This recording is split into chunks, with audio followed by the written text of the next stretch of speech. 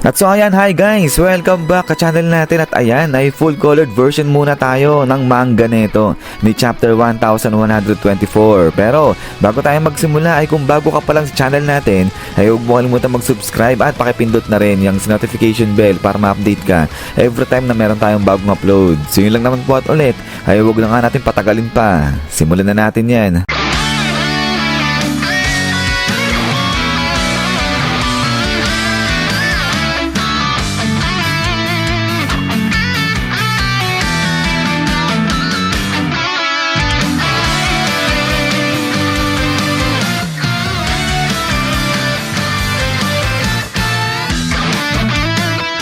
At so dito nga tayo magsisimula sa headquarters ni Big News Morgan dahil etong si Morgan ay nag-iinit nga siya at sinasabi na gamitin yung desperation ng mga tao at ikalat yan sa pamamagitan ng newspaper nila. Pero eto nga sagot si Vivi at sabi niya na ano ba naman itong si Big News Morgan pinagsasabi na desperation. Si Dr. Vegapunk nga optimistic pa at sinasabi na meron ngang pag-asa pa itong sangkatauhan. Pero eto, bigla nagalit si Morgan, sabi niya nga na manahimik ito si Vivi at kapag di siya tumigil ay i-expose niya ito si Vivi. Pero sabi nga ni Vivi, ba't kasi ang tanda na nito ni Morgan, nagsisinungaling pa siya, walang mainiwala sa kanya na matalinong tao, sabi niyang ganyan. Pero eto nga ay awat-awat ngayon ito ni Wapol si Vivi, sabi niya nga huwag nilang galitin etong si Morgan kasi nga etong lugar na lang talaga ni Big News Morgan yung lugar na kung saan pwede sila magtago, yung ligtas sila. Pero eto nga di yan pinapansin ni Vivi si Wapol at eto tuloy ngayon si Morgan, sabi niya nga na sinasabi nga ni Dr. Vegapunk na lulubog etong ang buong mundo, pero hindi nga siya nag-aalala kasi yung bahay niya ay ayan lumilipad, sabi niya ganyan. At etong nga raw yung parang ira na talaga nito ni Big News Morgan. Pero eto nga tuloy ngayon ni Big News Morgan na huwag daw magsisisi etong si Vivi sa mga susunod sa ginagawa niyang pagkalaban dyan kay Big News Morgan. Pero eto nga sagot si Vivi, sabi niya nga sinasabi nga na magugunaw naman na yung mundo, kaya kung ganoon na rin lang naman ay bakit niya pa iniligtas yung sarili niya, sabi ng ganyan. So ang tapang lang neto ni Vivi. Pero eto ay biglang sigaw pa ulit eto si Big News Morgan at nag-init ulit siya, sabi niya nga dyan, tignan nga nila etong mga nakuha nilang balita yung patungkol dyan nga sa laban ni Shanks at saka nga ni Kid at pati na rin yung laban ni Blackbeard saka nga ni Law at syempre yung sa pag-murder nga ni Luffy dyan kay Dr. Vegapunk. Lahat daw yan pwede nilang ibalita, sabi niya ganyan. So kaya nga dito nagagalit si Vivi, sabi niya nga sinungaling etong si Big News Morgan. But then ay pagkatapos nga niyan ay talo na nga dito, balik na sa may Egghead Island at nakikita rito na etong si Sentomaru ay umaalis na nga siya. So ayan, iyak ngayon etong si Sentomaru habang nililisan niya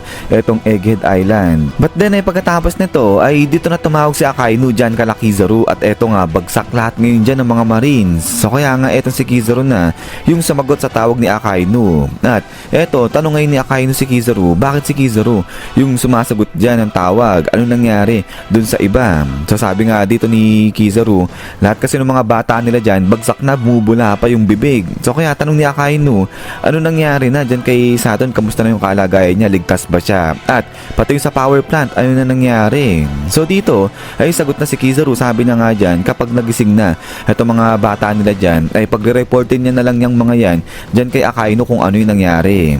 But then ay dito biglang tanong nga ni Kizaru etong si Akainu ng seryoso. Sabi niya nga naku-curious siya kung etong si Akainu ba nagawa niya ng patayin yung kanyang best friend. At dito na ngayon nag-flashback kay Kizaru eto nga yung mga dati na pinagdaanan nila o yung past nila neto ni Dr. Vegapunk, yung masayang magkakasama pa sila dyan. So mula sa mga happy moments neto nila Dr. Vegapunk saka ni Kizaru hanggang sa moment na patay ni Kizaru etong si Dr. Vegapunk, lahat siya nagbalik sa alaala ni Kizaru. But then ay dito nga sabi tuloy ni Akainu na parang nag-slack off na naman na etong si Kizaru sa trabaho niya. So kaya nga eto biglang sigaw na si Kizaru, sabi niya nga dyan, anong pinagsasabi nito ni Akainu na nag-slack off siya sa kanyang trabaho?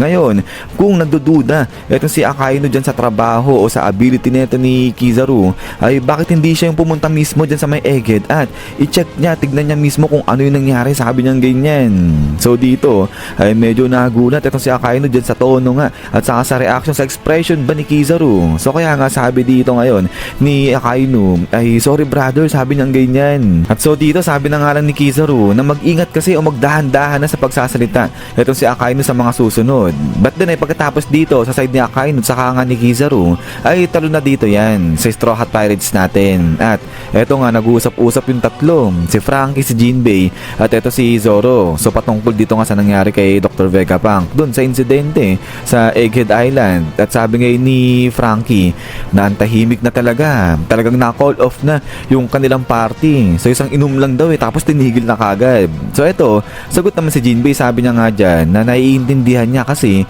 hindi talaga nila nagawa yung pinaka main goal nila. At saka isa pa, ang rare makita na si Luffy talagang down na down.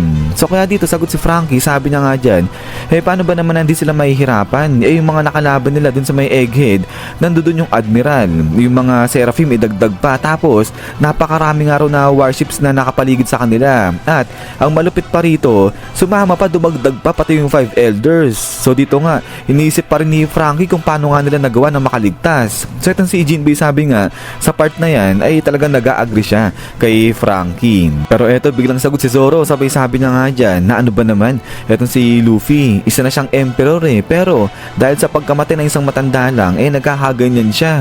So dito sabi nga nila Franky na grabe naman etong si Zoro, parang harsh niya sa part na yan. But then ay pagkatapos nga dito ay dito naman sa kabilang banda ay nagising na rin etong si Lilith. So kaya nga eto sila Sanji, sila Usopp ay natuwa na, sabi nila sa wakas ay nagising ka na rin, sabi nilang ganyan. At eto inasikaso kagad ni Lilith itong kanyang parang headset nga dyan. At dito sinabi na nga nila Usopp kay Lilith na nag-i-stay sila dyan o naka-stay sila ngayon dyan sa barko ng mga higante, kaya huwag siya magtaka kung malaki yung mga gamit dyan. But then ay dito na nga rin sinabi nila na mahirap man lunukin para kay Lilith itong sasabihin nila, pero kailangan malaman ni Lilith na hindi nga nila nagawa na mailigtas pa yung ibang mga Vegapunk. So kaya humihingi ng tawad itong grupo ng Straw Hat Pirates natin dyan kay Lilith. Pero ito nga sabi ni Nami na hinit hard kasi siya ni Atlas, kaya understandable kung etong si Lilith disoriented pa rin. Pero ito nga sagot si Lilith, sabi na nga dyan na hindi, okay na, alam niya na kung ano yung nangyari kasi nga sinabi na sa kanya lahat. Pero eto si Sanji, sabi niya, teka lang, sino nagsabi? Sabi niyang ganyan. Pero tuloy ngayon ni Lilith, ang kailangan niyang gawin muna, kailangan niyang umiyak, sabi niyang ganyan. So kaya dito ay talagang todo iyak na etong si Lilith dyan. So grabe, parang kawawa etong si Lilith kasi siya na lang natira But anyways, ito nga sabi ngayon ni Usopp, teka, anong part ba sa yung evil? Sabi niyang ganyan. But then pagkatapos nito ay dito maya-maya pa ay naging okay na kaagad etong si Lilith at sinasabi nagutom na siya. So dito sabi nga nila Usopp,